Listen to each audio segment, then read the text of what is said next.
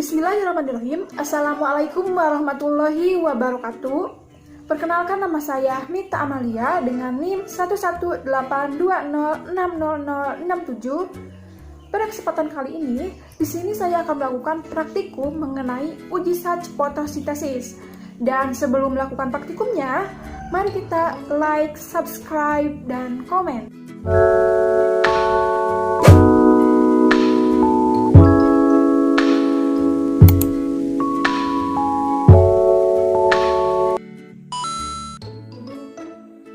Tujuan pada praktikum kali ini yaitu untuk menganalisis cahaya dan gelombang cahaya terhadap fotosintesis. Tujuan praktikum yang kedua yaitu untuk menunjukkan bahwa pada peristiwa fotosintesis dihasilkan amilum atau disebut zat tepung. Kemudian tujuan yang ketiga yaitu untuk menunjukkan bahwa sinar matahari itu diperlukan pada peristiwa fotosintesis. Dan sebelum kita melakukan praktikum, terlebih baiknya kita mengetahui terlebih dahulu apa itu fotosintesis dan bagaimana faktor-faktor yang mempengaruhi fotosintesis. Nah, fotosintesis di sini adalah proses pembentukan molekul-molekul makanan yang kompleks dan berenergi tinggi dari komponen-komponen yang lebih sederhana oleh tumbuhan hijau dan organisme eutrofis lainnya dengan keberadaan energi cahaya.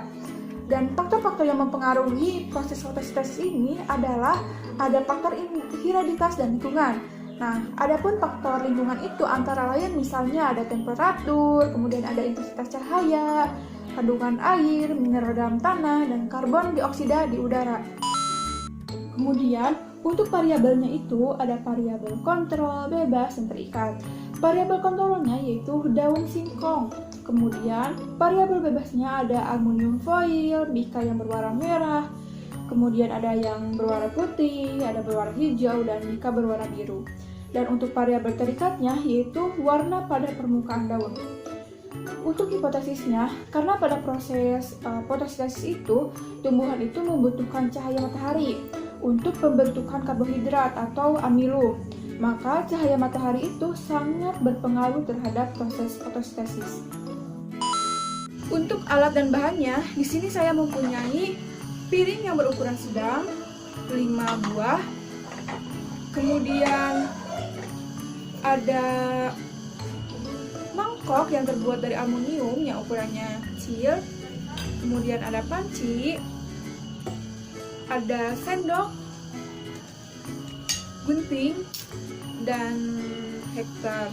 Dan di sini juga ada alat tulis untuk mencatat hasilnya. Kemudian bahan-bahannya di sini ada betadin, kemudian alkohol 70%, kemudian ada kertas aluminium foil, dan ada kertas mica. Kertas mica ini ada yang berwarna merah, kemudian kuning, biru, dan hijau. Dan untuk bahannya di sini saya menggunakan daun singkong. Langkah yang pertama yaitu kita menutup sebagian daun dengan aluminium foil, mica yang berwarna merah, kuning, hijau, dan biru. Dan setelah 8 jam kita petik daun tersebut. Kemudian setelah dipetik daunnya, kita beri label di setiap piring ini biar tidak tertukar.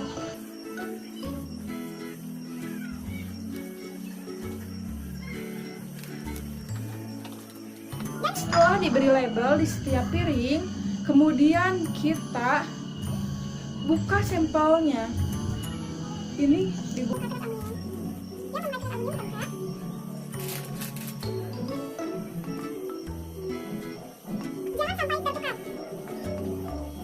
Setelah itu kita rebus.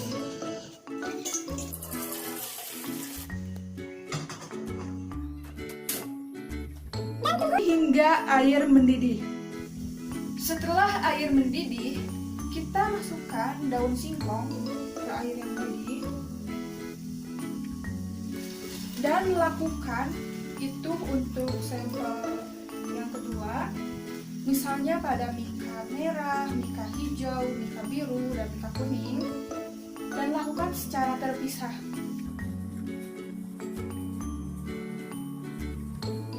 Dan setelah mendidih, kita masukkan sampel ini ke air yang sudah mendidih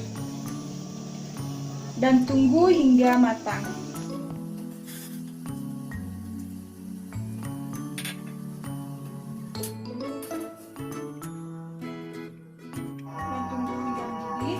Kita masukkan mangkok dari aluminium ini yang sudah mendidih. Kemudian kita tambahkan alkohol.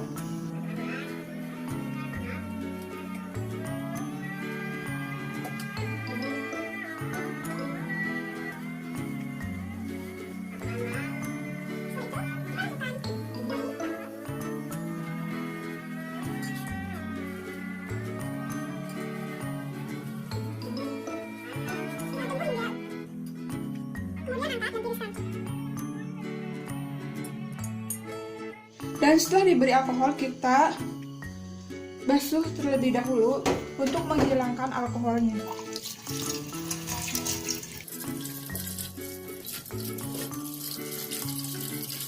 Setelah kita tadi didihkan menggunakan alkohol secara tidak langsung, kemudian saya akan meneteskan betadin ini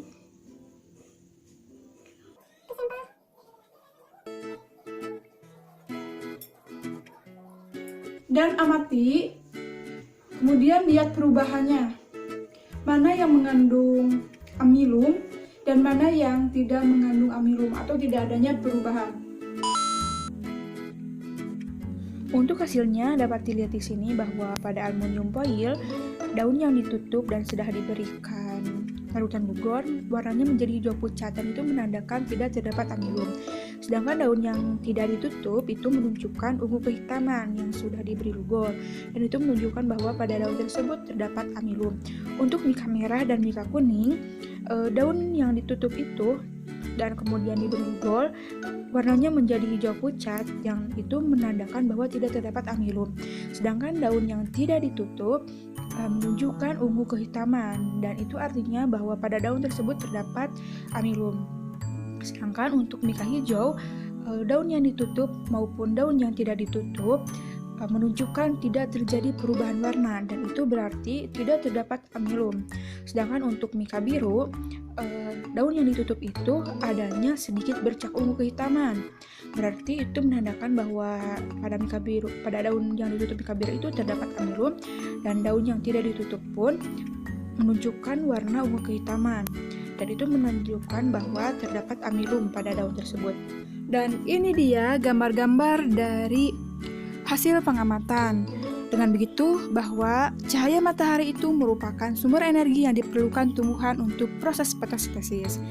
Dan berdasarkan salah satu jurnal yang saya baca, bahwa gelombang cahaya biru dan merah itu merupakan yang paling efektif dalam melakukan proses fotosintesis. Sehingga yang tertutup oleh mika merah ataupun biru itu adanya bintik ungu kehitaman dan cahaya hijau itu yang paling tidak efektif.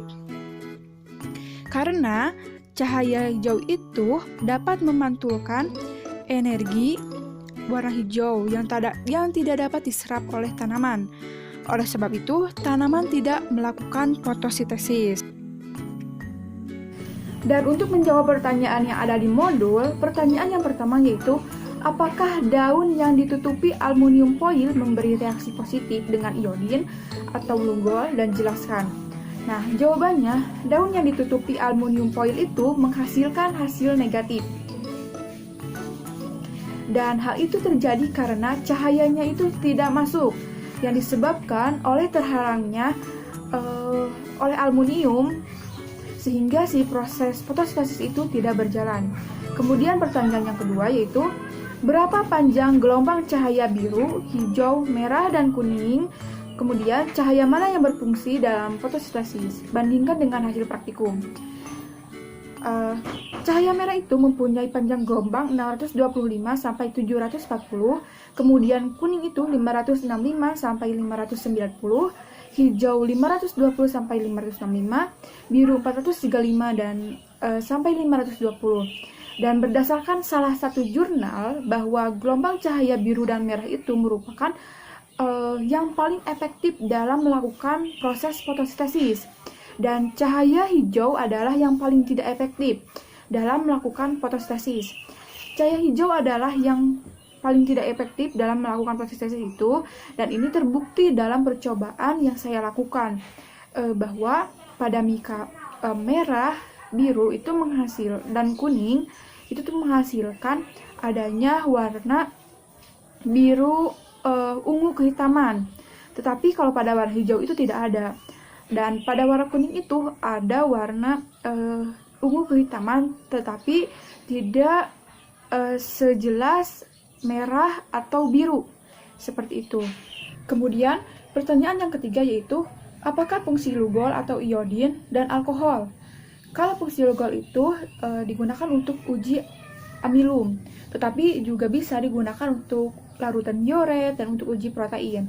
Dan uji lugol ini digunakan untuk menguji apakah suatu makanan ataupun misalkan pada daun itu mengandung karbohidrat atau tidak, ataupun mengandung amilum atau tidak. Kemudian fungsi alkohol yaitu untuk melarutkan klorofil. Selanjutnya pertanyaan yang keempat yaitu, apakah fotosintesis dapat berlangsung apabila tidak ada cahaya matahari? Dan jelaskan.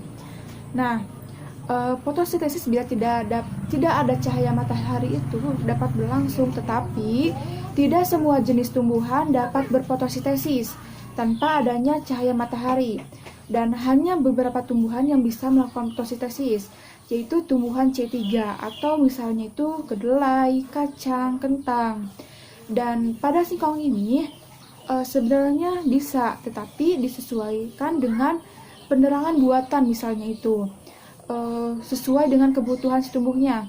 Misalnya itu cahaya lampu, di mana cahaya lampu itu merupakan cahaya tampak, dan cahaya tampak ini merupakan gelombang elektromagnetik yang dapat bersumber dari mana saja. Dan cahaya tampak ini mempunyai gelombang sekitar 600 sampai 800 nanometer sehingga dapat melakukan fotosintesis. Tetapi hasilnya tidak akan semaksimal dengan menggunakan cahaya ultraviolet atau dari matahari bila dibandingkan seperti itu.